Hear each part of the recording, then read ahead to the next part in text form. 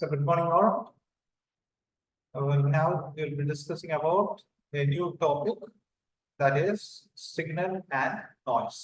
അപ്പോൾ നമ്മൾ ഇന്ന് ഡിസ്കസ് ചെയ്യാൻ പോകുന്ന ടോപ്പിക് എന്ന് പറയുന്നത് സിഗ്നൽ ആൻഡ് നോയ്സിനെ കുറിച്ചാണ്. നമ്മൾ കഴിഞ്ഞ ക്ലാസ്സിൽ നമ്മൾ പറഞ്ഞ കാര്യങ്ങൾ ഓർത്തിരിക്കുക. അതായത് കഴിഞ്ഞ ക്ലാസ്സിൽ നമ്മൾ പറഞ്ഞത് സെലക്ടിങ് ആൻഡ് അനലിറ്റിക്കൽ മെത്തേഡിനെ കുറിച്ചാണ്. അതായത് ഒരു അനലിറ്റിക്കൽ മെത്തേഡ് നമ്മൾ ചൂസ് ചെയ്യുമ്പോൾ ഏതൊക്കെ ക്രൈറ്റീരിയ നമ്മൾ നോക്കണം എന്നുള്ള ഇതാണ് നമ്മൾ പറയുന്നത്. അതായത് പ്രിസിഷൻ, സെൻസിറ്റിവിറ്റി, സെലക്ടിവിറ്റി, അതിനെല്ലാം എക്സ്പ്രസ് ചെയ്യുന്ന ചില മാത്തമാറ്റിക്കൽ ഫിഗേഴ്സ് ഉപയോഗിച്ചിട്ടാണ് അതിനെ നമ്മൾ ഫിഗേഴ്സ് പറയുന്നത്. പിന്നെ അടുത്ത ടോപ്പിക് എന്ന് പറയുന്നത് സിഗ്നൽ ആൻഡ് നോയ്സ്. എന്താണ് സിഗ്നൽ, എന്താണ് നോയ്സ്?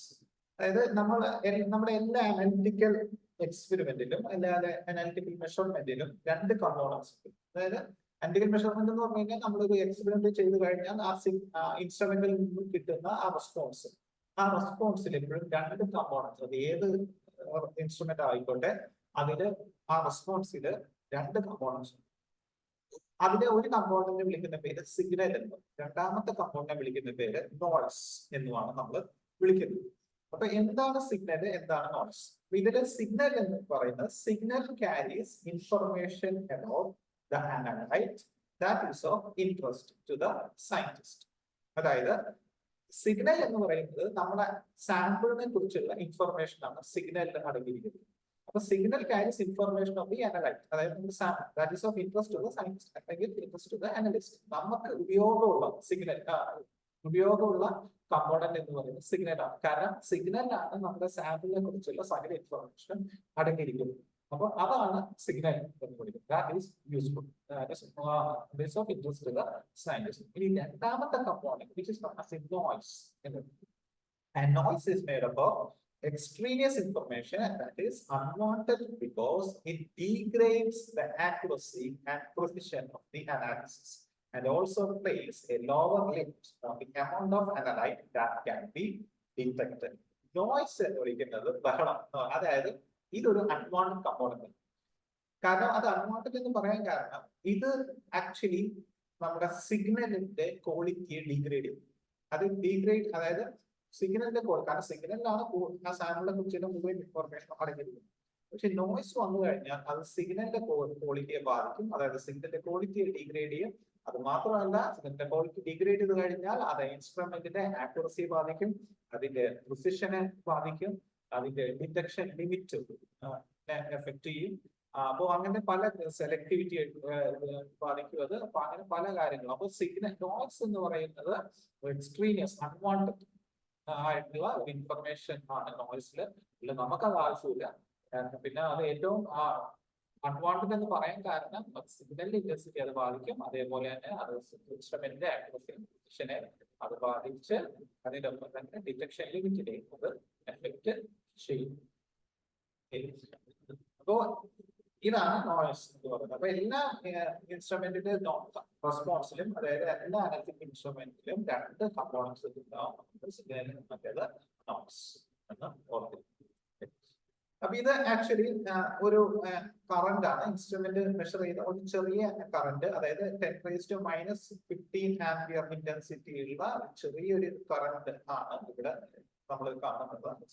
ഒരു ഇൻസ്ട്രുമെന്റ് റെക്കോർഡ് ചെയ്ത കറന്റ്. അപ്പൊ വളരെ ചെറിയൊരു കറണ്ടാണ്. അപ്പൊ ഇതിൽ കാണാം എന്തെങ്കിലും ഫ്ലക്ച്വേഷൻസ് നമുക്ക് ഈ കറണ്ടിൽ കാണാൻ പറ്റും. ഇനി അത് തന്നെ ഇതെന്ന് പറയുന്നത് ഇതിന്റെ തന്നെ ഈ കറണ്ടിന്റെ തന്നെ തിയററ്റിക്കൽ ഗ്രാഫാണ്. ഓക്കെ, അപ്പൊ ഇതില് പറയുന്നത് ആക്ച്വലി ഈ തിയററ്റിക്കൽ ഗ്രാഫിൽ നോയ്സ് ഇല്ല. ഇത് 100% സിഗ്നലാണ്. ഓക്കെ, അപ്പൊ ഇത് കേട്ടോ, ഇതെന്ത് കൃത്യമായിട്ട് you can see very neat curve. ഇതോടെ വരെ കറണ്ട് ഇല്ല. അത് കഴിഞ്ഞ് കറണ്ട് പതുക്കെ കൂടി ഏകദേശം 1 ആംപിയർ 15 ആംപിയർ കറണ്ട് ആയി. അത് കഴിഞ്ഞപ്പോൾ ഇത്രയും സമയം കഴിഞ്ഞപ്പോൾ കറണ്ട് വീണ്ടും ഡീഗ്രേഡ് ക്ലീൻ ആയിട്ടുള്ള ഗ്രാഫ്. നേരെ ഈ ഗ്രാഫ് ആക്ച്വൽ ഗ്രാഫ്, ഇത് ആക്ച്വലി ഒരു ഐഡിയൽ ഗ്രാഫാണ്, അത് തിയററ്റിക്കൽ ഗ്രാഫാണ്. ഇത് ആക്ച്വലി നമുക്ക് കിട്ടിയ ഗ്രാഫാണ്.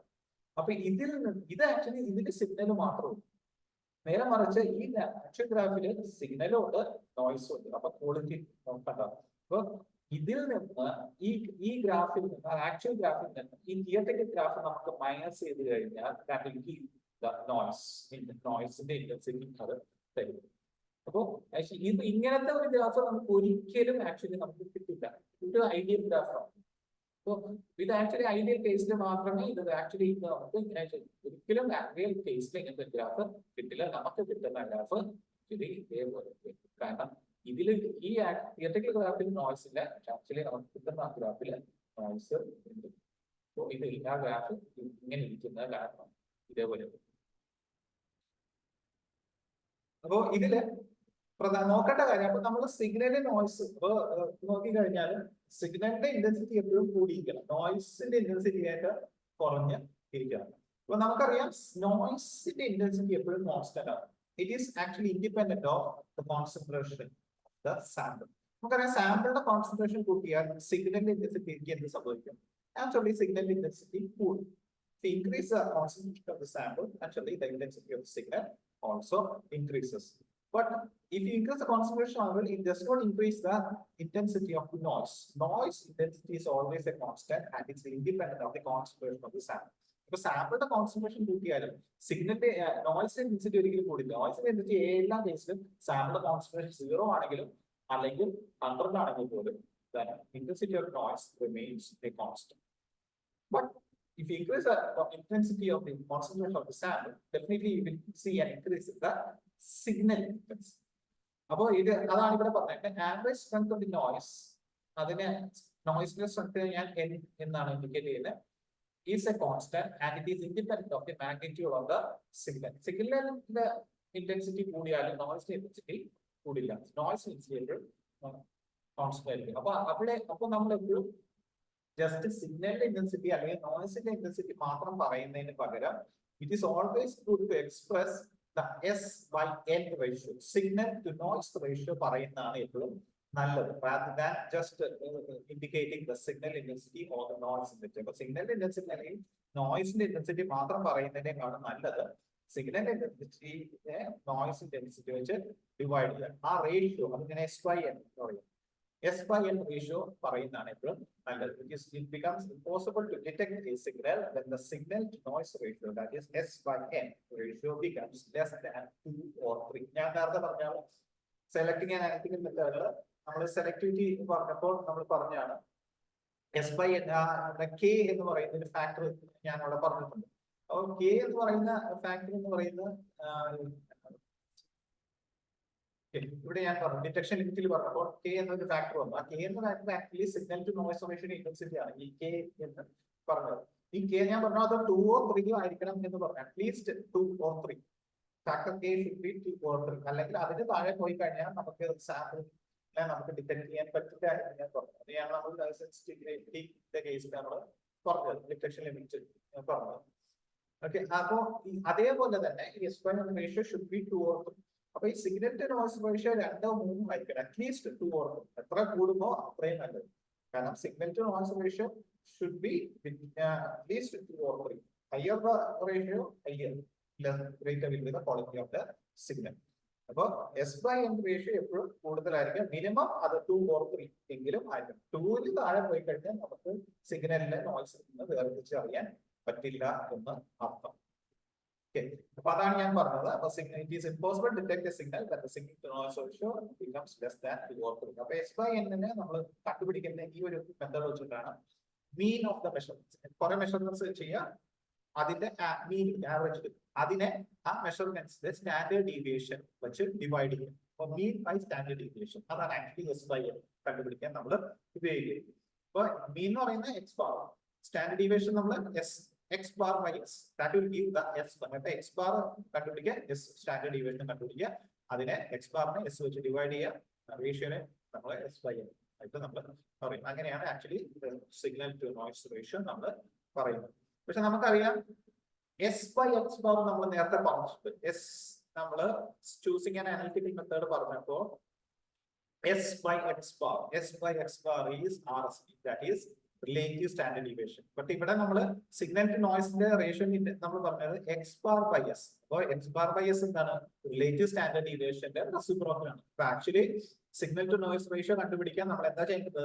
റിലേറ്റീവ് സ്റ്റാൻഡേർഡ് ഡീവിയേഷൻ കണ്ടുപിടിക്കുക, അതിന്റെ റെസിപ്രോക്കൽ എടുത്താൽ മതി.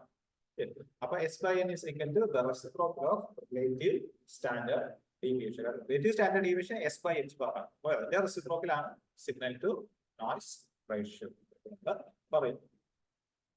അപ്പൊ അതാണ് സിഗ്നൽ ടു നോയ്സ് റേഷ്യോ കണ്ടുപിടിക്കാനുള്ള ഇക്വേഷൻ. റിലേറ്റീവ് സ്റ്റാൻഡേർഡ് ഡീവിയേഷൻ എടുക്കുക, അതിന്റെ റെസിപ്രോക്കൽ എടുക്കുക.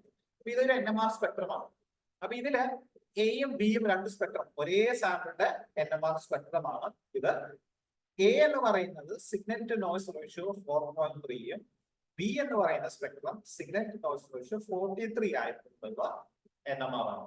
അപ്പോ സിഗ്നൽ ടു നോയ്സ് റേഷ്യോ 4.3 ആയിരുന്നപ്പോ കണ്ടോ, നമുക്ക് ഈ NMR നിന്ന് നമുക്ക് പീക്സ് നമുക്ക് വേർതിരിച്ചറിയാൻ പറ്റില്ല. നമുക്ക് ഇതിൽ ഏതാണ് നോയ്സ് എന്നും ഏതാണ് സാമ്പിളുടെ പീക്സ് എന്നും നമുക്ക് ഇവിടെ വേർതിരിച്ചറിയാൻ പറ്റില്ല.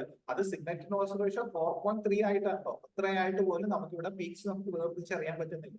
പക്ഷെ നേരെ മറിച്ച് സിഗ്നൽ ടു നോയ്സ് റേഷ്യോ 43 ആയിട്ടുണ്ട്. അതായത് സിഗ്നൽ ഇന്റൻസിറ്റി കൂടി, നോയ്സ് ഇന്റൻസിറ്റി എപ്പോഴും കോൺസ്റ്റന്റ് ആയിരിക്കും. സിഗ്നലിന്റെ ഇന്റൻസിറ്റി കൂടി, അപ്പൊ നമ്മുടെ സാമ്പിളുടെ ഇന്റൻസിറ്റി കൂടി ഉണ്ടാവും, കോൺസെൻട്രേഷൻ കൂടി ഉണ്ടാവും. സാമ്പിളുടെ കോൺസെൻട്രേഷൻ നമ്മൾ കൂട്ടിയപ്പോൾ സിഗ്നൽ ടു നോയ്സ് റേഷ്യോ 43 ആയി. ഇപ്പൊ കണ്ടോ, 43 ആയി കഴിയുമ്പോൾ നമുക്ക് കൃത്യമായിട്ട് സാമ്പിളിന്റെ സിഗ്നൽസ് നമുക്ക് ഇവിടെ അറിയാൻ പറ്റുന്നുണ്ട്. അപ്പൊ അതാണ്. അപ്പൊ ജസ്റ്റ് ഒരു ഫിഗർ ഞാൻ എക്സാമ്പിൾ ആയിട്ട് തന്നുള്ളൂ. ഇത് രണ്ടും ഒരേ കോമ്പൗണ്ടിന്റെ സ്പെക്ട്രമാണ്. ഫസ്റ്റ് കേസിൽ signal to noise ratio 4.3, second കേസിൽ സിഗ്നൽ ടു നോയ്സ് റേഷ്യോ 43 ആയി ഇപ്പോൾ കിട്ടുന്ന NMR ആണ്. ഇനി എങ്ങനെയാണ് നോയ്സ് വരുന്നത്? ശരിക്കും നോയ്സിനെ നമുക്ക് രണ്ടായിട്ട് തരംതിരിക്കുന്നുണ്ട്. ഒന്ന് കെമിക്കൽ നോയ്സ്, മറ്റേത് ഇൻസ്ട്രുമെന്റൽ നോയ്സ്.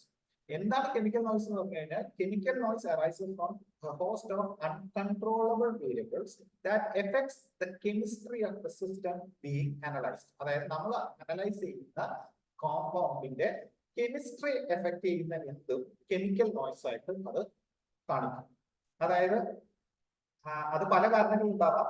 അപ്പൊ അതിന് പല കാരണങ്ങൾ എന്ന് പറഞ്ഞു കഴിഞ്ഞാൽ ടെമ്പറേച്ചറിൽ വരുന്ന കെമിക്കൽ നോയ്സിന് കാരണം ഒന്നുകിൽ ടെമ്പറേച്ചറിൽ വരുന്ന വേരിയേഷൻസ് ആവാം, അല്ലെങ്കിൽ പ്രഷറിൽ വരുന്ന വേരിയേഷൻസ് ആവാം. കാരണം ടെമ്പറേച്ചറിലോ പ്രഷറിലോ വേരിയേഷൻ വന്നു കഴിഞ്ഞാൽ അത് കെമിക്കൽ ഇക്വിലിബ്രിയം ഷിഫ്റ്റ് ചെയ്യും. കാരണം ഒരു റിവേഴ്സിബിൾ ആയിട്ടുള്ള ഒരു കണ്ടീഷൻ ആണ്. ഇക്വിലിബ്രിയത്തിൽ ഇരിക്കുന്ന ഒരു സിസ്റ്റം ആണ് വിചാരിക്കാം. ആ ഇക്വിലിബ്രിയത്തിൽ ഇരിക്കുന്ന സിസ്റ്റത്തിന് നമുക്കറിയാം ടെമ്പറേച്ചർ മാറ്റിയാലും പ്രഷർ മാറ്റിയാലും Le Chatelier പ്രിൻസിപ്പിൾ അനുസരിച്ച് നാച്ചുറലി ഷിഫ്റ്റ് ഇൻ ഇക്വിലിബ്രിയം. അപ്പോ ടെമ്പറേച്ചറിലോ പ്രഷറിലോ വേരിയേഷൻ വന്നു കഴിഞ്ഞാൽ ഇക്വിലിബ്രിയം സിസ്റ്റത്തിന്റെ ഇക്വിലിബ്രിയത്തിൽ ഒരു ഷിഫ്റ്റ് വരും. അതനുസരിച്ച് ക്രിയേറ്റ് നോയ്സ് ഓർ ഷിഫ്റ്റ് വരുന്ന കാരണം അതൊരു നോയ്സ് ആയിട്ട് അത് വരാം. അല്ലെങ്കിൽ വേറെ കാരണമാണ് കെമിക്കൽ വരുന്ന ഫ്ലക്ച്വേഷൻസ് വരാം, ഹ്യൂമിഡിറ്റിയിൽ വരുന്ന ഫ്ലക്ച്വേഷൻസ് വരാം. അതായത് ഹ്യൂമിഡിറ്റി എന്ന് പറഞ്ഞാൽ നമ്മുടെ അറ്റ്മോസ്ഫിയറിലെ മോയ്സ്ചർ കണ്ടന്റ്, അതിൽ വരുന്ന വ്യത്യാസം എന്ത് വരും? അറ്റ്മോസ്ഫിയറിലെ ഹ്യൂമിഡിറ്റിയിൽ വ്യത്യാസം വന്നു കഴിഞ്ഞാൽ സാമ്പിളിന്റെ മോയ്സ്ചർ കണ്ടന്റിൽ അത് ബാധിക്കും. സാമ്പിളിന്റെ മോയ്സ്ചർ കണ്ടന്റിൽ അത് ഇൻക്രീസോ ഡിക്രീസോ സംഭവിക്കും. അങ്ങനെ അത് നോയ്സ് ആയിട്ട് വരാം. പിന്നെ എന്താ പറയാ, വൈബ്രേഷൻസ്, നമ്മുടെ സാമ്പിൾ വെച്ചേക്കുന്ന ആ സ്ഥലം, ആ പ്ലാറ്റ്ഫോമിന്റെ എന്തെങ്കിലും വൈബ്രേഷൻസ് വന്നു കഴിഞ്ഞാൽ, ഒരു തട്ടലോ മുട്ടലോ വന്നു കഴിഞ്ഞാൽ സാമ്പിളിന്റെ ക്രിസ്റ്റലൈനിറ്റി അത് ഒരു ചെറിയൊരു വൈബ്രേഷൻ പോലും ചിലപ്പോൾ സാമ്പിളിന്റെ ക്രിസ്റ്റലൈൻ ഫോമിനെ അത് ബാധിക്കും. ഒരു ക്രിസ്റ്റലൈൻ ഫോമിൽ നിന്ന് മറ്റൊരു ക്രിസ്റ്റലൈൻ ഫോമിലേക്ക് അത് മാറാനുള്ള ചാൻസ് ഉണ്ട്. അല്ലെങ്കിൽ സാമ്പിളിന്റെ ലെയറിംഗ്, ഓർഡറിംഗ് ഒക്കെ അത് ബാധിക്കും. പിന്നെ ഫോട്ടോ റെസ്പോൺസീവ് ആയിട്ടുള്ള സാമ്പിൾസ് ആണെങ്കിൽ ലൈറ്റിന്റെ പ്രസൻസ് ഐസോമറൈസേഷൻ സംഭവിക്കാം. യു വി ലൈറ്റിന്റെ പ്രസൻസ് നമുക്ക് ആയിട്ട് മാറാം. അങ്ങനെ ഐസോമറൈസേഷൻ സംഭവിച്ചിട്ട് ഫോട്ടോ റെസ്പോൺസ് സാമ്പിൾസിന്റെ കേസിലേക്കാണ് കൂടുതൽ ലൈറ്റിന്റെ എഫക്ട് ഉണ്ടാകുന്നത്. പിന്നെ ലബോറട്ടറിയിൽ ഉണ്ടാകുന്ന ഫ്യൂംസ്, നമ്മുടെ ചുറ്റുകൂടുള്ള ഫ്യൂംസ്, വേറെ ഏതെങ്കിലും കെമിക്കൽസിന്റെ വേപ്പേഴ്സോ, അത് ആ വേപ്പേഴ്സ് കാരണം നമ്മുടെ സാമ്പിൾ അതായിട്ട് റിയാക്ട് ചെയ്യാം. അങ്ങനെ കോമ്പൗണ്ടിന്റെ സ്ട്രക്ചർ മാറാം, അല്ലെങ്കിൽ കോമ്പൗണ്ട് തന്നെ മാറിപ്പോവാം, അത് നോയ്സ് ആയിട്ട് അത് വരാം. അങ്ങനെ പല കാര്യങ്ങളും സാമ്പിളിന്റെ കെമിസ്ട്രി ബാധിക്കുന്ന കെമിക്കൽ നോയ്സ് ആയിട്ട് അവിടെ വരാം. കെമിക്കൽ നോയ്സ് പറഞ്ഞാൽ കെമിക്കൽ ഇക്വിലിബ്രിയം എഫക്ട് ചെയ്യും. ടെമ്പറേച്ചറോ പ്രഷറോ കെമിക്കൽ ഇക്വിലിബ്രിയത്തിനെ എഫക്ട് ചെയ്യും.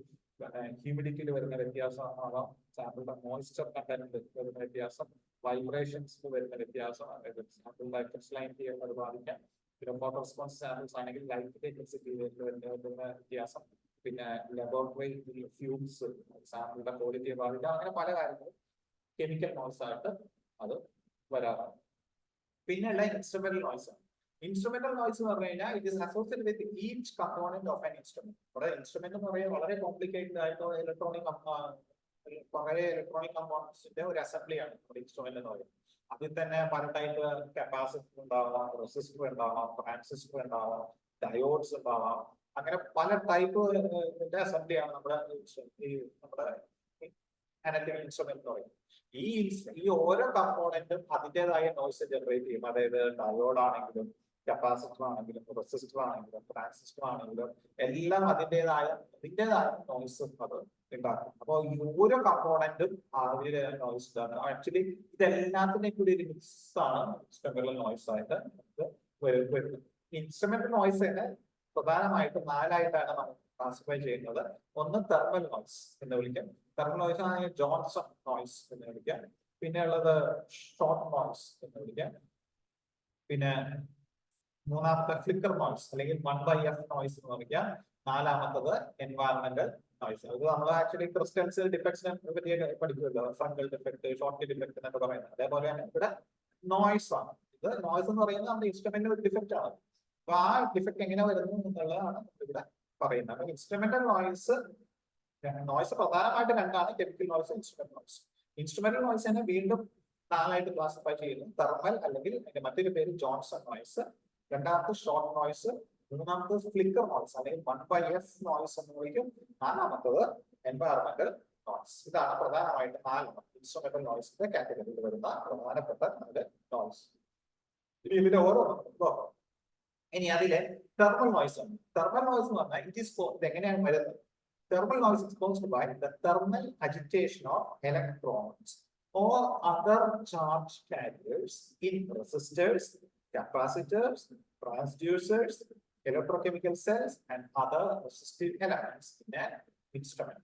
അതായത് നമ്മുടെ ഇത് പ്രധാനമായിട്ട് വരുന്നത് നമ്മുടെ ഓരോ ഇലക്ട്രോണിക് കമ്പോണന്റ്, അതായത് റെസിസ്റ്റർ ആവാം, കപ്പാസിറ്റർ ആവാം, ട്രാൻസ്ഡ്യൂസേഴ്സ്, അതായത് ഒരു സിഗ്നലിനെ മറ്റൊരു സിഗ്നലാക്കി നോൺ ഇലക്ട്രിക്കൽ സിഗ്നലാക്കി മാറ്റുന്നത് ട്രാൻസ്ഡ്യൂസേഴ്സ് പറയും. അപ്പൊ ആ ട്രാൻസ്ഡ്യൂസേഴ്സ് അല്ലെങ്കിൽ സെൽസ്, ഇലക്ട്രോകെമിക്കൽ സെൽസ് അല്ലെങ്കിൽ വേറെ റെസിസ്റ്റർ, അതിന്റെയൊക്കെ ഇത് വരുന്ന അതിലുള്ള ഇലക്ട്രോൺസിന്റെ thermal agitation, thermal vibration, thermally induce ചെയ്യുന്ന വൈബ്രേഷൻ, അതിനെ തെർമൽ അജിറ്റേഷൻ എന്ന് പറയും. അപ്പൊ അതിലുള്ള ചാർജ് ക്യാരീസ് എന്ന് പറഞ്ഞാൽ ഇലക്ട്രോൺസ് ആവാം അല്ലെങ്കിൽ അയോൺസ് ആവാം. അപ്പോ അയോൺസ് ആവാം അല്ലെങ്കിൽ ഇലക്ട്രോൺസ്, അതായത് അതിനെയാണ് എല്ലാത്തിനെയും കൂടി നമ്മൾ ചാർജ് ക്യാരിയേഴ്സ്. ഈ ചാർജ് ക്യാരിയേഴ്സിന്റെ തെർമൽ എക്സിറ്റേഷൻ, തെർമൽ വൈബ്രേഷൻസ് കാരണമാണ് ഈ ടൈപ്പ് തെർമൽ നോയ്സ് ഇൻഡ്യൂസ് ചെയ്യുന്നത്. അപ്പോൾ ഇതില് തെർമൽ നോയ്സ് കണ്ടുപിടിക്കാൻ ഇന്റൻസിറ്റി ഓഫ് നോയ്സ്, ഈ തെർമൽ നോയ്സിന് മാഗ്നിറ്റ്യൂഡ് കണ്ടുപിടിക്കാനുള്ള ഒരു ഇക്വേഷൻ ഉണ്ട്. അതാണ് ഇവിടെ ന്യൂ ബാർ RMS എഴുതിയത്, which is equal to root of K4 KTR into delta F. ഈ വാല്യൂ കൂടുന്തോറും അതിന്റെ അർത്ഥം തെർമൽ നോയ്സ് കൂടുന്നുണ്ട് എന്നാണ്. അപ്പൊ ഇവിടെ നമുക്ക് ഫോർവേഡ് കോൺസ്റ്റന്റ് ആണ്. K എന്ന് പറയുന്നത് നമ്മുടെ ഇതാണ്, കോൺസ്റ്റന്റ് ആണ്. And Boltzmann constant 1.38 into 10 raised to -23 joules per Kelvin. നമ്മുടെ അത് കോൺസ്റ്റന്റ്. T absolute, T എന്ന് പറയുന്ന ടെമ്പറേച്ചർ ആണ്, റൂം ടെമ്പറേച്ചർ, ഏത് സമയത്ത് ടെമ്പറേച്ചറിലാണ് ചെയ്യുന്നത്. അത് R എന്ന് പറയുന്നത് ആ റെസിസ്റ്റൻസ് ആണ്, ഓരോ എലമെന്റ് ആ സർക്യൂട്ടിന്റെ റെസിസ്റ്റൻസ് ആണ്, റെസിസ്റ്റൻസ് ഓഫ് റെസിസ്റ്റീവ് എലമെന്റ്. ഏത് കമ്പോണന്റ് ആണോ നമ്മളിവിടെ പറയുന്നത്, ഏത് കമ്പോണന്റ് തെർമൽ നോയ്സിനെ കുറിച്ചാണ് നമ്മൾ പറയുന്നത്, കമ്പോണന്റ് റെസിസ്റ്റൻസ് ആണ്. R എന്ന് പറഞ്ഞാൽ ഗ്യാസ് കോൺസ്റ്റന്റ് അല്ല, ഇവിടെ ഉദ്ദേശിക്കുന്ന റെസിസ്റ്റൻസ് ആണ്. ഡെൽറ്റ F എന്ന് പറഞ്ഞാൽ ബാൻഡ് വിഡ്ത്ത് ആണ്. ബാൻഡ് വിഡ്ത്ത് എന്ന് പറഞ്ഞു കഴിഞ്ഞാൽ ഒരു സമയത്ത് ആ സിസ്റ്റം സ്കാൻ ചെയ്യുന്ന ഇതാണ്. ഇപ്പൊ നമ്മൾ അബ്സോർപ്ഷൻ, യുവി വിസിബിൾ അബ്സോർബൻസ് ആണ് നമ്മൾ മെഷർ ചെയ്യുന്നതെങ്കിൽ ഒരു സെക്കൻഡില് ആ ഇൻസ്ട്രുമെന്റ് സ്കാൻ ചെയ്യുന്ന വേവ് ലെങ്ത്, അതാണ് ഇപ്പൊ ബാൻഡ് വിഡ്ത്ത് എന്ന് പറയുന്നത്. അബ്സോർപ്ഷൻ സ്പെക്ട്രോസ്കോപ്പിയില് അത് വെച്ചിട്ടാണ് അതിന്റെ ഒരു എക്സാമ്പിൾ ഞാൻ പറഞ്ഞത്. ആ കേസിലാണെങ്കിൽ ഒരു സെക്കൻഡില് ഇൻസ്ട്രുമെന്റ് സ്കാൻ ചെയ്യുന്ന വേവ് ലെങ്ത്. ഇപ്പൊ നമ്മൾ 400 മുതൽ 600 നാനോമീറ്റർ വരെ സ്കാൻ ചെയ്യും.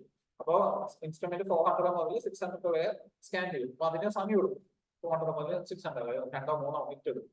അപ്പൊ ഒരു സെക്കൻഡില് അത് എത്ര വേവ് ലെങ്ത് അത് സ്കാൻ ചെയ്യും? 400 മുതൽ ഇത്രയും വരെ ഒരു സെക്കൻഡില് ഒരു എത്ര വേവ് ലെങ്ത് അത് സ്കാൻ ചെയ്യും? അതിനെയാണ് ഇൻസ്ട്രുമെന്റിൽ ബാൻഡ് വിഡ്ത്ത് വരുന്നത്.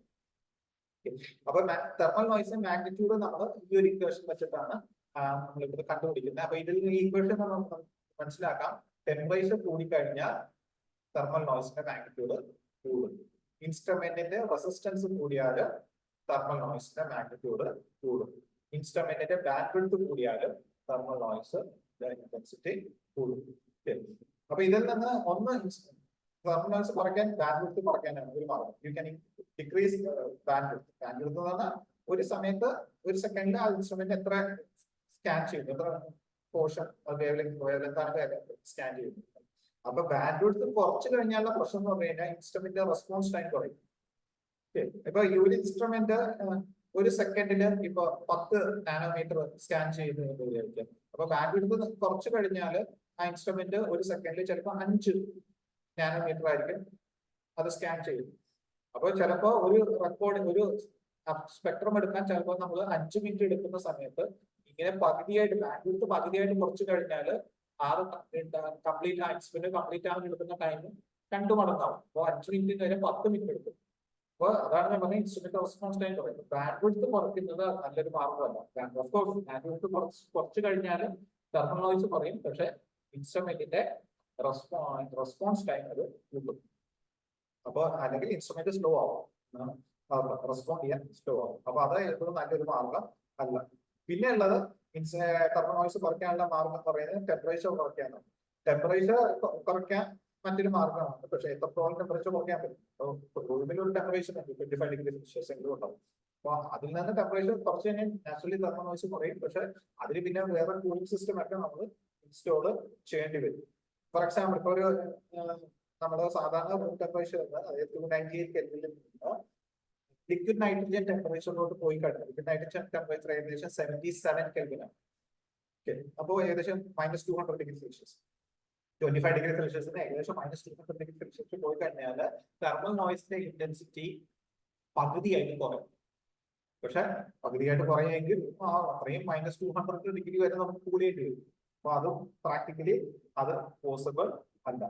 പിന്നെ ഉള്ളതാണ് ഇൻസ്ട്രുമെന്റിന്റെ റെസിസ്റ്റൻസ് കുറയ്ക്കാൻ. അങ്ങനെ കഴിഞ്ഞാലും നമുക്ക് തെർമൽ നോയ്സ് കുറയ്ക്കാൻ പറ്റും. കാരണം ഇത് ആക്ച്വലി ഉണ്ടാകുന്നത് തെർമൽ അജിറ്റേഷൻ, വൈബ്രേഷൻസ്, ചാർജ് കാരിയേഴ്സിന്റെ തെർമൽ വൈബ്രേഷൻസ് കാരണമാണ് തെർമൽ നോയ്സ് ഉണ്ടാകുന്നത്.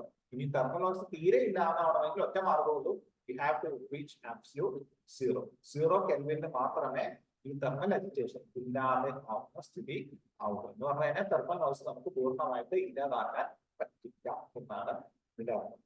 ഇനി ഈ തെർമൽ നോയ്സിന്റെ മറ്റൊരു it is also referred to as white noise. White noise എന്ന് ഇതിനെ വിളിക്കാറുണ്ട്. കാരണം it is independent of the frequency. ഇത് കാരണം ഫ്രീക്വൻസി മാറിയാലും തെർമൽ നോയ്സിന്റെ ഇന്റൻസിറ്റി അവിടെ ഇത് മാറുന്നു. ഇറ്റ്സ് ഇമ്പോർട്ടന്റ് ആണ്. Thermal noise is independent of frequency. Frequency അതായത് ഏതൊക്കെ ഫ്രീക്വൻസിയാണ് നമ്മൾ സ്കാൻ ചെയ്യുന്നത്, ഫ്രീക്വൻസി മാറിയാൽ തെർമൽ നോയ്സിന്റെ intensity will remain constant. White noise പോലെ, വൈറ്റ് ലൈറ്റ് പോലെ തന്നെയാണ്. വൈറ്റ് ലൈറ്റിൽ ഏതൊക്കെ എല്ലാ കളറും ഉണ്ട്, 7 കളേഴ്സും ഉണ്ട്. എല്ലാ വേഗത്തിലുള്ള കളറും അവിടെ ഉണ്ട്, വയലറ്റ് മുതൽ റെഡ് വരെ ഉണ്ട്. അപ്പൊ അതുകൊണ്ട് അതേപോലെ തന്നെ ഇവിടെ നമ്മൾ തെർമൽ നോയ്സിന് വൈറ്റ് നോയ്സ് എന്ന് പറയും. Because it is independent of the frequency. ഏത് ഫ്രീക്വൻസിയാണ് നമ്മൾ സ്കാൻ ചെയ്യുന്നത് എന്നുള്ളത് ഇവിടെ ഇമ്പോർട്ടന്റ് അല്ല. ഏത് ഫ്രീക്വൻസി നമ്മൾ സ്കാൻ ചെയ്താലും തെർമൽ നോയ്സ് അപ്പൊ അങ്ങനെയാണ് വൈറ്റ് നോയ്സ് നമ്മൾ അതിനെ വിളിക്കുന്നത്. രണ്ടാമത്തെ type noise short noise. Thermal noise thermal agitation, charge കാരിയേഴ്സിന്റെ തെർമൽ അജിറ്റേഷൻ കാരണം ഉണ്ടാകുന്ന തെർമൽ നോയ്സ്. ഈ ഷോർട്ട് നോയ്സ് എങ്ങനെയാണ് വരുന്നത്? Short noise refers to the random fluctuation of the electric current in an electrical conductor, which is caused by the fact that the current is carried by discrete charges. അതായത് വോൾട്ടേജിൽ വരുന്ന fluctuation. വോൾട്ടേജിൽ വരുന്ന fluctuation എന്ന് പറഞ്ഞാൽ ഈ current careers എന്ന് പറയുന്നത്, കറണ്ട് ക്യാരി ചെയ്യുന്ന സ്പീഷീസ് അത് ഒന്നെങ്കിൽ അയോൺസ് ആവാം അല്ലെങ്കിൽ ഇലക്ട്രോൺസ് ആവാം. ഡിസ്ക്രീറ്റ് ചാർജ് ചെയ്യുന്നത് ഫ്ലോ ആണ് ചെയ്യുന്നത്. അപ്പൊ അത് കണ്ടിന്യൂസ് അല്ല, വെള്ളം ഒഴുകുന്ന പോലെ അല്ല ഇത് കണ്ടിന്യൂസ്. ഇതിന് ഡിസ്ക്രീറ്റ് ആണ്. ഡിസ്ക്രീറ്റ് ചാർജ് ആദ്യം ഇലക്ട്രോൺ വരും, പിന്നെ രണ്ടാമത്തെ ഇലക്ട്രോൺ വരും, പിന്നെ മൂന്നാമത്തെ. അപ്പൊ ഈ ഇലക്ട്രോൺസ് അല്ലെങ്കിൽ അയോൺസ് ആണ് ചാർജ് ക്യാരി ചെയ്യുന്നത്. അപ്പൊ അത് കണ്ടിന്യൂസ് അല്ല, ഡിസ്ക്രീറ്റ് ആയിട്ടുള്ള ചാർജ് കാരിയേഴ്സ് ആണ്. അപ്പൊ ഈ ഡിസ്ക്രീറ്റ് ചാർജ് കാരിയേഴ്സ് കാരണം ഉണ്ടാകുന്ന വോൾട്ടേജ് ഫ്ലക്ച്വേഷൻ ആണ് ഈ ഷോർട്ട് നോയ്സിന് കാരണം. So it refers to the random fluctuation of electric current in an electrical conductor. Conductor കൂടി കറണ്ട് പോകുമ്പോൾ കണ്ടിന്യൂസ് ആയിട്ട് എല്ലാ ഈ ഇലക്ട്രോൺസ് അയോൺസ് മൂവ് ചെയ്ത് ചിലപ്പോൾ കുറെ ഇലക്ട്രോൺസ് ഒരുമിച്ച് മൂവ് ചെയ്യും, അപ്പോൾ കറണ്ട് കൂടും. പിന്നെ ചിലപ്പോൾ ഇലക്ട്രോൺസിന്റെ എണ്ണം കുറയുമ്പോൾ കറണ്ട് ഇന്റൻസിറ്റി കുറയും. അപ്പൊ അങ്ങനെ വരുമ്പോൾ വോൾട്ടേജ് ഫ്ലക്ച്വേഷൻ. ഈ വോൾട്ടേജ് റാൻഡം ഫ്ലക്ച്വേഷൻ ഉണ്ടാവുന്ന കാരണമാണ് അതിൽ ഷോർട്ട് നോയ്സ് കാരണമാവുന്നത്. ഇത് പ്രധാനമായിട്ട് എപ്പോഴും ഉണ്ടാകുന്ന വെച്ചാൽ it's encountered wherever electrons or other charge particles crosses a junction. ഒരു ജംഗ്ഷൻ ക്രോസ് ചെയ്യുമ്പോഴാണ് പ്രധാനമായിട്ടും ഒരു ഫ്ലക്ച്വേഷൻ ഉണ്ടാവും. ജംഗ്ഷൻ എന്ന് പറയുന്നത് ഇപ്പൊ ഡയോഡിന്റെ പി എൻ ജംഗ്ഷൻ എന്ന് പറയും. ആ പിയിൽ നിന്ന് എന്നിലോട്ട് പോകുമ്പോൾ എന്റെ ജംഗ്ഷനിലോട്ട് ഇലക്ട്രോൺസ് പോവുകയാണെങ്കിൽ ആ ജംഗ്ഷൻ ക്രോസ് ചെയ്യുമ്പോൾ പെട്ടെന്ന് ഒരു ഫ്ലക്ച്വേഷൻ, ഒരു വൈബ്രേഷൻ അല്ലെങ്കിൽ ഒരു ഫ്ലക്ച്വേഷൻ അവിടെ വരും. അപ്പൊ അങ്ങനെ അല്ലെങ്കിൽ ഒരു വാക്വം ക്രോസ് ചെയ്യുമ്പോൾ, വാക്വം പമ്പ് എന്നൊക്കെ ആണെങ്കിൽ വാക്വം ട്യൂബ്സിലേക്കാണ് ഇലക്ട്രോൺസ് ആനോഡിൽ നിന്ന് എന്താ പറയാ ഇതിലോട്ട് പോകുമ്പോൾ ഒരു ഇലക്ട്രോൺ മറ്റൊരു ഇലക്ട്രോണിലോട്ട് പോകുമ്പോൾ വാക്വത്തിൽ കൂടി സഞ്ചരിക്കുകയാണെങ്കിൽ actually that will create a fluctuation. അപ്പൊ അങ്ങനെയൊക്കെയാണ് ആക്ച്വലി ഈ ഷോർട്ട് നോയ്സ് വരുന്നത്. ചാർജ് കാരിയേഴ്സിന്റെ റാൻഡ് ഫ്ലക്ച്വേഷൻ കാരണമാണ് ഷോർട്ട് നോയ്സ് ഉണ്ടാവുന്നത്. ഇനി ഷോർട്ട് നോയ്സിന്റെ ഇന്റൻസിറ്റി എന്ന് പറയുന്നത് ഇറ്റ്സ് ഗിവൺ ബൈ മറ്റേ നമ്മുടെ മീൻ സ്ക്വയർ നമ്മുടെ തെർമൽ നോയ്സ് പറഞ്ഞ പോലെ തന്നെ ഷോർട്ട് നോയ്സിന്റെ ഇന്റൻസിറ്റി നമ്മൾ മെഷർ ചെയ്യുന്ന ഇക്വേഷൻ എന്ന് പറയുന്നത് √2IE × Δ ആയ. ഇത് 2 കോൺസ്റ്റന്റ് ആണ്. I എന്ന് പറയുന്നത് കറന്റ് ആണ്. എന്താ പറയാ കണ്ടക്ടർ കൂടി ഫ്ലോ ചെയ്യുന്ന കറന്റ് ആണ്. ഏത് കമ്പോണന്റ് ആണോ നമ്മൾ ഏത് കമ്പോണന്റിന്റെ ഷോർട്ട് നോയ്സ് ആണ് കമ്പോണന്റിൽ കൂടി ഒഴുകുന്ന കറന്റ് ആണ്. E എന്ന് പറയുന്ന ഇലക്ട്രോണിക് ചാർജ് 1.6 അപ്പൊ എഗെയിൻ ഞാൻ നേരത്തെ പറഞ്ഞ പോലെ ഷോർട്ട് നോയ്സ് കുറയ്ക്കാനുള്ള ഒരു മാർഗം ബാൻഡ് വിഡ്ത്ത് കുറയ്ക്കാനാണ്. പക്ഷെ ബാൻഡ് വിഡ്ത്ത് കുറച്ചാൽ ഇൻസ്ട്രുമെന്റ് സ്ലോ ആവും അല്ലെങ്കിൽ റെസ്പോണ്ട് ചെയ്യാൻ കൂടുതൽ ടൈം എടുക്കും. അപ്പൊ ഡെൽറ്റ കുറയ്ക്കാന്ന് പറഞ്ഞാൽ സ്വീകാര്യമല്ല. പിന്നെ ഈ എന്ന് പറയുന്ന ഇലക്ട്രോണിക് ചാർജ് കോൺസ്റ്റ് ആണ്, ആണ്. പിന്നെ ഉള്ള 2 ആണ് നമുക്ക് മാറ്റാൻ പറ്റില്ല. അപ്പോ ഇവിടെ പിന്നെയുള്ള കറന്റ് കുറയ്ക്കാനുണ്ട്. പക്ഷെ ഒരു ഇൻസ്ട്രുമെന്റ് ഓപ്പറേറ്റ് ചെയ്യുന്ന ഒരു മിനിമം കറന്റ് വേണമല്ലോ. ആ കറന്റിന്റെ ഒരു ആവറേജ് കറന്റ് വേണം. ആവറേജ് കറന്റ് താഴെ പോയി കഴിഞ്ഞാൽ ഇൻസ്ട്രുമെന്റ് ഓപ്പറേറ്റ് ചെയ്യില്ല. അപ്പൊ ആ കറന്റിന്റെ ഒരു പരിധി കൂടുതൽ ഐക്യം കുറയ്ക്കാൻ പറ്റില്ല. അപ്പോൾ ഷോർട്ട് നോയ്സ് കുറയ്ക്കാനുള്ള മാർഗം ഏകദേശം ഓൾമോസ്റ്റ് ഇമ്പോസിബിൾ ആണ്. പൂർണ്ണമായിട്ട് ഷോർട്ട് നോയ്സ് നമുക്ക് കുറയ്ക്കാൻ പറ്റില്ല എന്നാണ് അർത്ഥം. അപ്പൊ ഇതിൽ എല്ലാ സോളിഡ് സ്റ്റേറ്റ് ഡിവൈസസിലും ഷോർട്ട് നോയ്സ് ഉണ്ടാവും. ഒരു ഡിഫക്റ്റിന്റെ ബാരിയർ ക്രോസ് ചെയ്യുന്ന സമയത്ത് അല്ലെങ്കിൽ ഒരു ജംഗ്ഷൻ ക്രോസ് ചെയ്യുന്ന സമയത്ത് ഒക്കെ ഈ ടൈപ്പ് ഫ്ലക്ച്വേഷൻസ് കറണ്ട് ചാർജ് കാരിയേഴ്സിലുള്ള ഫ്ലക്ച്വേഷൻ വരും. അത് ഷോർട്ട് നോയ്സ് ആയിട്ട് പുറത്തോട്ട് വരികയും ചെയ്യും. അപ്പൊ ഇത് മറ്റേ നമ്മുടെ തെർമൽ നോയ്സ് പോലെ തന്നെ ഷോർട്ട് നോയ്സ് ഒരു വൈറ്റ് നോയ്സ് ആയിട്ട് ക്ലാസിഫൈ ചെയ്യാറുണ്ട്. Because it is independent of frequency. But just like thermal noise, short noise is independent of the frequency. ഏത് ഫ്രീക്വൻസിയിലും ഷോർട്ട് നോയ്സ് ഇന്റൻസിറ്റി മാറില്ല എന്നർത്ഥം. മൂന്നാമത്തെ ടൈപ്പ് നോയ്സ് ഫ്ലിക്കർ നോയ്സ് എന്ന് വിളിക്കും. Flicker noise is related to the flow of direct current. Direct current flow ചെയ്യുമ്പോൾ ഉണ്ടാകുന്ന ഒരു type noise ആണ് ഈ ഫ്ലിക്കർ നോയ്സ് എന്ന് പറയുന്നത്. അതിന് പല കാരണങ്ങളും ഉണ്ടാവാം. എല്ലാ ഇലക്ട്രോണിക് ഡിവൈസിലും ഫ്ലിക്കർ നോയ്സ് ഉണ്ടാവാം. Caused by variety of causes. പല കാരണങ്ങൾ കൊണ്ട് വെറൈറ്റി ഓഫ് ഡിഫറെന്റ് കോസസ് കാരണം ഇത് കാരണം ഉണ്ടാവാം.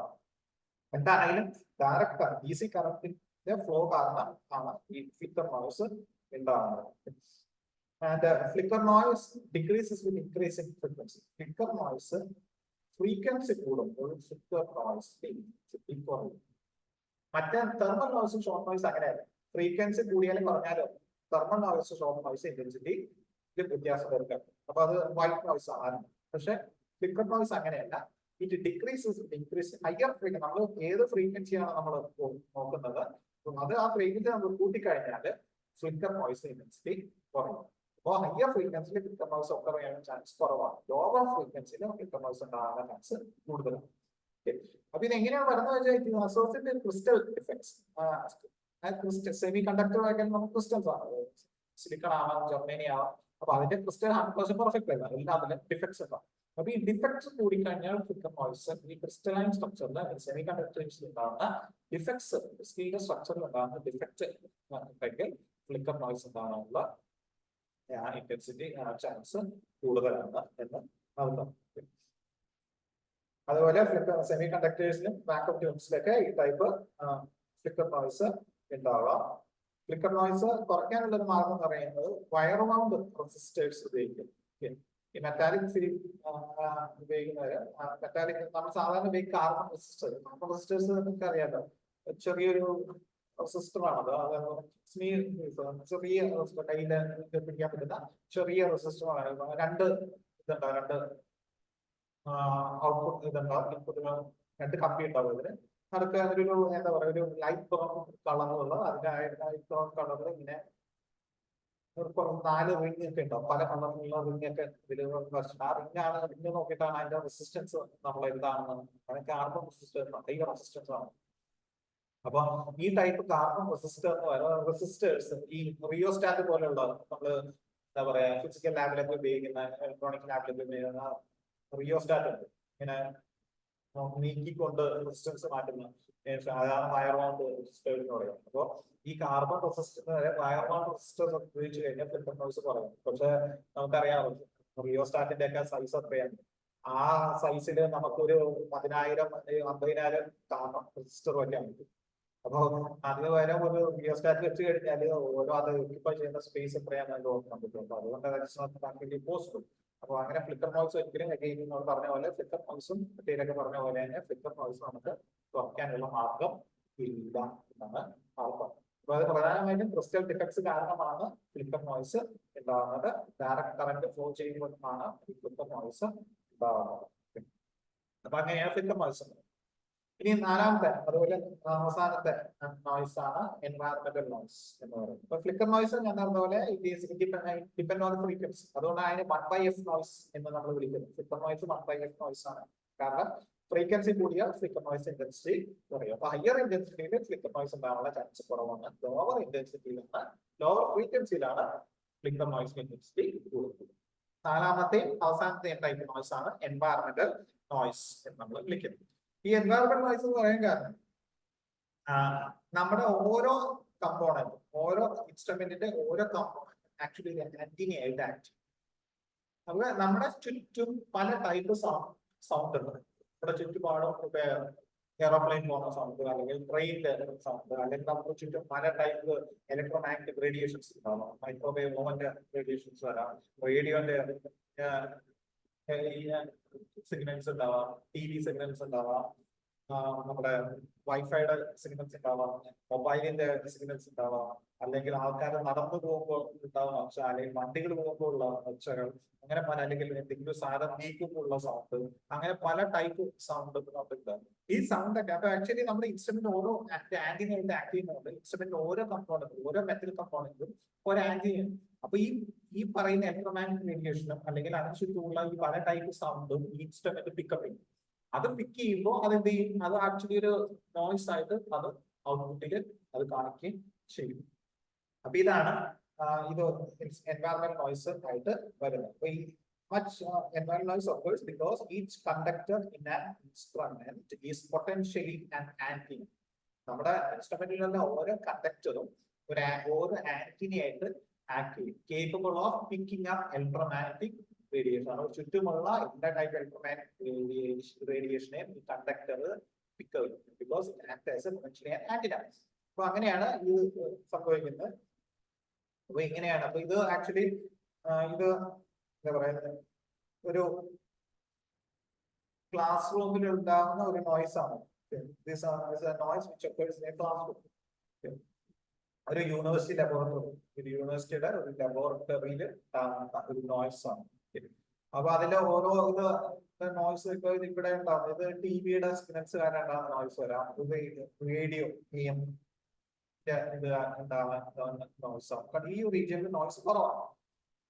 പിന്നെയുള്ള ചില നോയ്സ് പവർ ലൈൻസിന്റെ കാരണം, അതിന്റെ നിന്ന് വരുന്ന റേഡിയേഷൻസ് കാരണം ഉണ്ടാകുന്ന നോയ്സ് ആണ്. പിന്നെ ഓരോ മിനിറ്റിലും ഉണ്ടാകുന്ന നോയ്സ്, അത് ആക്ച്വലി എലിവേറ്റർ ലിഫ്റ്റിന്റെ മൂവ്മെന്റ് കാരണം ഉണ്ടാകുന്ന നോയ്സ് ആണ്. പിന്നെ എല്ലാ മണിക്കൂറിലും ഉണ്ടാകുന്ന നോയ്സ്, അത് ആക്ച്വലി ക്ലാസ് റൂം മാറുമ്പോൾ, പിള്ളേര് ക്ലാസ് റൂം മാറുമ്പോൾ, അത് ആക്ച്വലി ഓരോ മണിക്കൂർ പീരീഡ് കഴിയുമ്പോൾ പിള്ളേർ അങ്ങോട്ട് നീങ്ങും, അങ്ങനെ ഉണ്ടാകുന്ന നോയ്സ് ആവാം. ടെമ്പറേച്ചർ വേരിയേഷൻ കാരണം ഉണ്ടാകുന്ന ഡേ ടൈമിൽ ഉണ്ടാകുന്ന നോയ്സ് ആവാം. അപ്പൊ അങ്ങനെ ഇതെല്ലാം ഇത് ആക്ച്വലി ഓരോ നോയ്സ് ആയിട്ട് ഇത് വരും. ചില നോയ്സിന്റെ ഫ്രീക്വൻസി വളരെ കുറവാണ്. ഇതൊക്കെ പറഞ്ഞു ടിവിയുടെ ഒക്കെ ഷാർപ്പ് ഫ്രീക്വൻസി, ഒരു പർട്ടിക്കുലർ ഫ്രീക്വൻസി മാത്രമേ ഉണ്ടാവും. അപ്പൊ ആ പർട്ടിക്കുലർ ഫ്രീക്വൻസി മാത്രമേ ആ നോയ്സ് വരൂ. നേരെ മറിച്ച് ഈ ക്ലാസ് റൂം ചേഞ്ച് ചെയ്യുന്നതും ലിഫ്റ്റിന്റെ നോയ്സും വെഹിക്കിൾസ് പോകണം, വണ്ടികൾ പോകുന്ന നോയ്സും, അങ്ങനെയൊക്കെ ആ നോയ്സിന്റെ ഒക്കെ ഫ്രീക്വൻസി വളരെ കൂടുതലാണ്. ഒരു ബ്രോഡ് ഫ്രീക്വൻസിയിലാണ് അത് നമുക്ക് ഉണ്ടാവുന്നത്. അതുകൊണ്ടാണ് ഇതിങ്ങനെ ബ്രോഡായിട്ട്. ഇതൊരു യൂണിവേഴ്സിറ്റിയുടെ ലബോറട്ടറി നമ്മൾ ചെക്ക് ചെയ്തിട്ടുണ്ടായ ഒരു ടൈപ്പ് നോയ്സ് ആണ്. Gain intensity and cycles frequency ആണ്, റെഫറൻസ് ആണ് ഇവിടെ നമ്മൾ പറഞ്ഞത്. ഇത്രയാണ് നോയ്സിന്റെ കാര്യം. ഇനി അടുത്ത ക്ലാസ്സിൽ എങ്ങനെയാണ് ഈ നോയ്സ് കുറയ്ക്കാൻ പറ്റുന്നത് നോക്കണം. ഓക്കെ, അപ്പൊ ഇന്നത്തേക്ക് നമ്മൾ ഇത്രയും നോയ്സിനെ കുറിച്ചാണ് നമ്മൾ പറഞ്ഞത്. പല ടൈപ്പ് നോയ്സിനെ കുറിച്ച് പറഞ്ഞു, ഓരോ നോയ്സും എങ്ങനെയാണ് ഉണ്ടാവുന്നത് എന്നാണ് ഡിസ്കസ് ചെയ്തു. ഓക്കെ, അപ്പൊ ഈ ക്ലാസ് നമുക്ക് നിർത്താം. Okay, thank you.